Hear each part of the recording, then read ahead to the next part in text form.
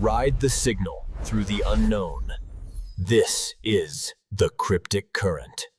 Human ancient culture in general and traditional Chinese culture in particular have left behind many masterpiece ancient texts for humanity. Previously we have mentioned the Tui Bei Tu, Nine Yu Jing, and the Jitlong Pagoda Seal inscription. These books all seem to accurately predict events that would occur thousands of years ago. The current epidemic situation remains very serious and increasingly complex. Is there any solution truly available for everyone? Quite by chance, I discovered an ancient text. This ancient text, along with the Zhou Yi and Wangdi Meijing, are the three great ancient classics. The book has 18 volumes, recording 100 semi-countries, 550 mountains, 300 rivers, 100 historical figures, and over 400 strange mythical beasts. Some experts analyze that this ancient book not only describes events within China, but also various places around the world. In this episode, we will select from the book the parts discussing events related to epidemics, and the type of medicinal wine elixir that can help people overcome the pandemic. Today we will discuss the Shanghai Jing together.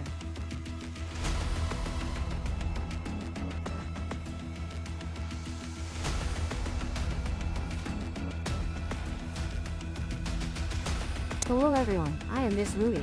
You probably find this painting very familiar, right?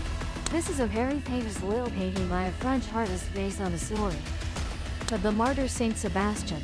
The painting is titled Saint Sebastian in Rome. In the painting, a benevolent angel appears.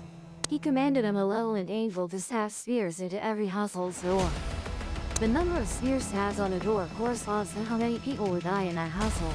This proves that in the eyes of Western people at that time, epidemics or plagues in the West were arranged by heavenly deities. Meanwhile, in another very ancient civilization in the East, traditional Chinese culture, the plague god, the deity who delivers epidemics, is also not unfamiliar. Starting from the Sui dynasty, legends about the plague god existed among the people.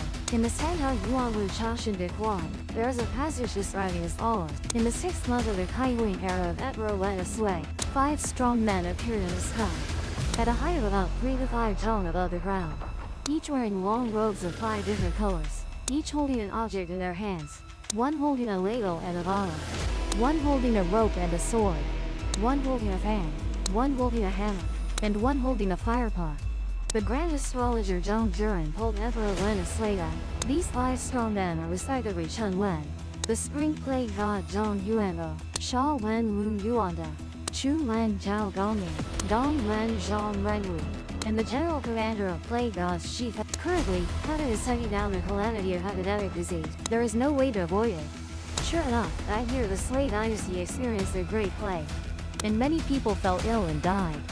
Therefore, Emperor Wen of Sui corrected his own mistakes and renovated the ancestral temple while worshipping the 5. Later, the Tang dynasty also inherited the tradition of worshipping the 5 plague gods. During the Tang and Song periods, people in the world all believed that the 5 plague gods were sent by divine decree to the human world to spread. But besides plague gods and epidemic, what's peculiar is that in ancient Chinese books, there are also records of strange beasts that spread epidemics, and strange beasts that cure epidemics.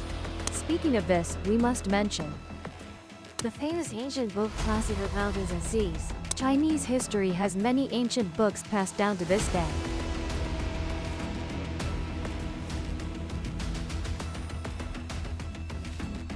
But it can be said that Classic of Mountains and Seas is one of the most mysterious and difficult to comprehend ancient books. For thousands of years, people have always regarded these as non-existent myths.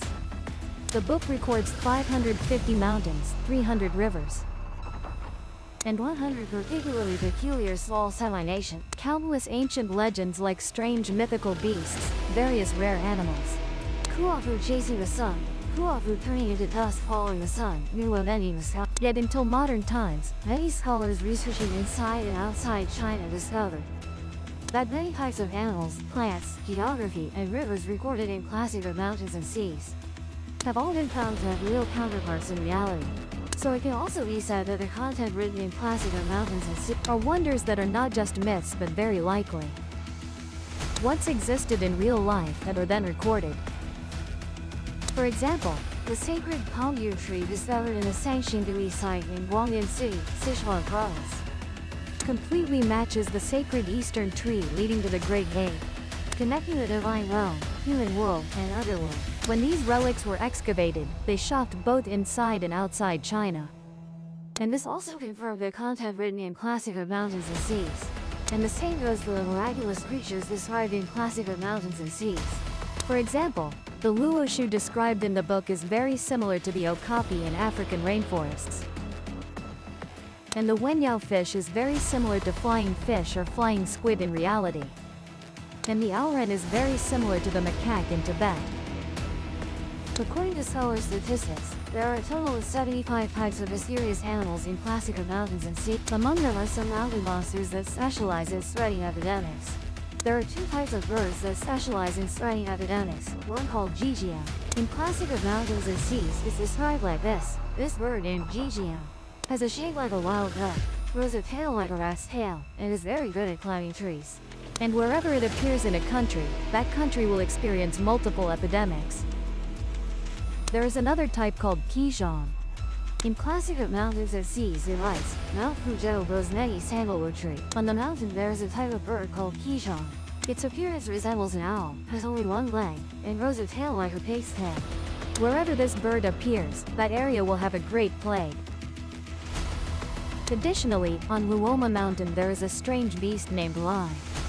Its appearance resembles a hedgehog. Its whole body is red like a fireball. Places where it appears will also have epidemics. The Classic of Mountains and Seas also records a special type of hawk. This creature is called Fei, also known as the Doomsday Beast or the Death God Beast. It lives on Mount Tai in the eastern central plains region. Mount Tai has abundant gold and precious jade.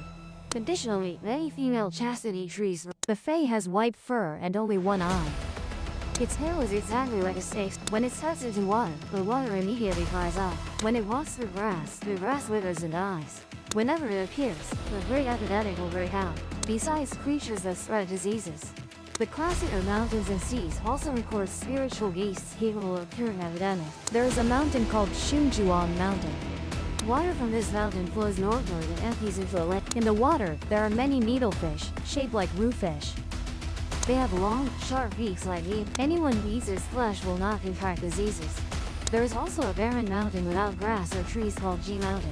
The Li River flows east from here and empties into Yu Marsh. In the water, there are countless pearl-separated fish. Their shape resembles animal lungs. They have 4 eyes, 6 legs, and each leg wears a pearl. Their flesh tastes sour mixed with sweet. Anyone who eats its flesh will not suffer from epidemics. On Jinli Mountain, there is a bird called Ching Ching.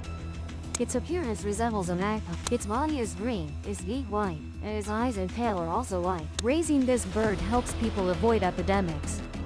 Its cry is the pronunciation of its name. So why exactly in a Classic of Mountains and Seas are there animals that spread epidemics? And also those that can cure or prevent epidemics? And which deity manages these monstrous beasts? Mentioning this, we cannot fail to mention a deity who is just as famous as Nuwa Niangang.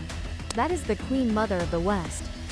Some believe the Queen Mother of the West is the organizer of the legendary peach banquet, Queen Mother Niangang. This is only half correct.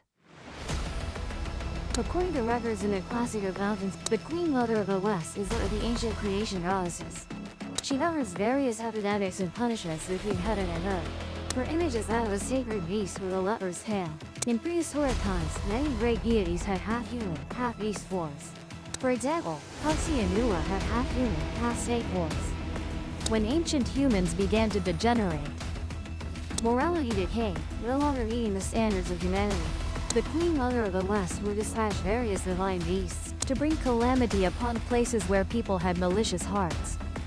For example, sending the divine beast Zhou, the fierce, will cause a great catastrophe for humanity. And the aforementioned beasts will also spread epidemics to the world. Although human morality has generally degenerated, there are still good people. Therefore, in the mountainous areas where good people reside, beasts with disease resistance will appear, hoping the good people overcome calamities. Later, the Queen Mother of the West formed a connection with the Washa people, becoming the legendary Queen Mother in folktales. She not only managed fairies, marriage, childbirth, and the elixir of immortality, but also governed epidemics and punishments. All playing gods in the spiritual realm were under her jurisdiction. By the time of the Western Zhou dynasty, in the biography of the image of the Queen Mother had transformed into a beautiful goddess of charm. In her dialogue with King Liu, the Queen Mother of the West claimed to be the daughter of the ancient Chinese and also the daughter of God. Hence the saying that the Emperor's daughter rules the celestial realm, becoming the leading fairy among immortals. The status of the Queen Mother of the West in Taoism is very high, ranked among the 7 sages of Taoism.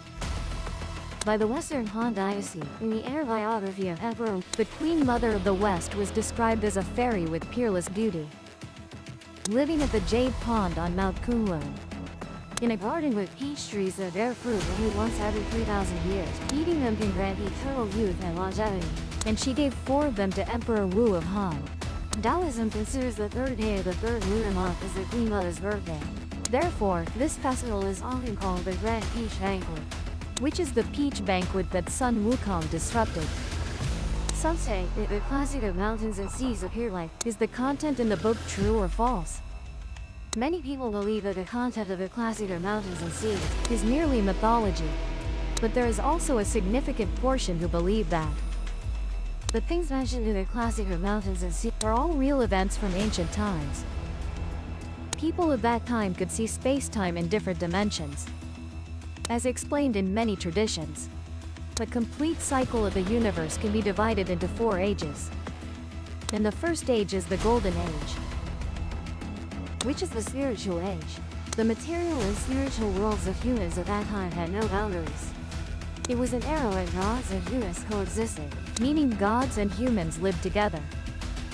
This also explains why, under undeveloped technological and transportation conditions, ancient people could leave behind an encyclopedia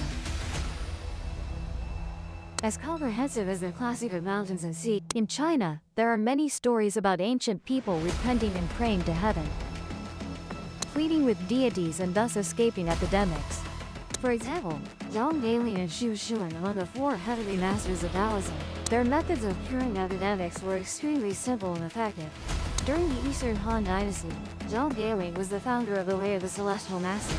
Taoist priests often called him Zhang Tianxi, heavenly master. After learning the Tao, he could heal people's illnesses. At that time, an epidemic was spreading. Zhang Dailin instructed the sick to recall all the mistakes they had committed and use a pen to write each one down on paper. Then take that paper and throw it into water, while simultaneously swearing to the deities not to repeat those bad deeds again. If they repeated them, they asked the deities to end their lives. Everyone listened and followed his instructions. Indeed, the epidemic disappeared, spreading from 1 person to 10, and from 10 to 100. Everyone recovered, and the epidemic was no more. Zhang Dailin, along with his family and disciples, cured hundreds of thousands of sick people. During the Three Kingdoms period, Xu Xuan apprenticed under a famous Taoist priest of the time, and was taught the Taoist method. During his tenure as the magistrate of Xinjiang County, 1 year, an epidemic broke out in Xinjiang. The epidemic was severe, with the mortality rate reaching 70 to 80%. Xu Xuan used talismans and incantations to save. Wherever the talismans reached, patients recovered immediately. Even previous illnesses were all cured. People from other counties heard the news and flocked in crowds, so much so that Xinjiang County could not accommodate them all. Therefore, at a place 10 miles from the city by the riverbank, Xu Xuan used bamboo as a marker, mixing talismans in, and sick people who came to drink water under that bamboo also recovered.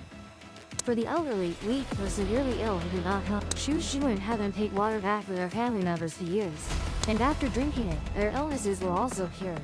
The Bible also says that, whether I send heavy rain or locusts that devour the crops, or spread epidemics among my people, if they can sincerely pray and repent, and cease evil deeds, turn from evil to good, then in heaven, I will hear their heartfelt pleas, forgive their sins, and restore their land to prosperity. This is similar to how Christians sincerely repent, and by praying to God, they can also escape calamity. From the above historical stories, it can be summarized that effective remedies for curing epidemics have 3 major characteristics. First, they must be free and equal for everyone, giving everyone a chance to overcome the calamity. Second, people must have faith and morality. Third, people must repent and turn to the deities, truly becoming good and even better people. At this critical moment, it can be said, Ka Tin Ki Here, That Ka Tin Ki Vo. That's better to believe it exists than not, if you don't. What do you think about the classic of mountains and seas and the glowing elixir line measured above? Please share your thoughts in the comments section below. If you find this video meaningful, we can help those around us. I really hope you'll share this video with a friend. Thank you very much. Goodbye and see you again. Subscribe to the Gia Nigo channel so you don't miss exciting videos. If the signal hooked you, subscribe and catch the next ripple.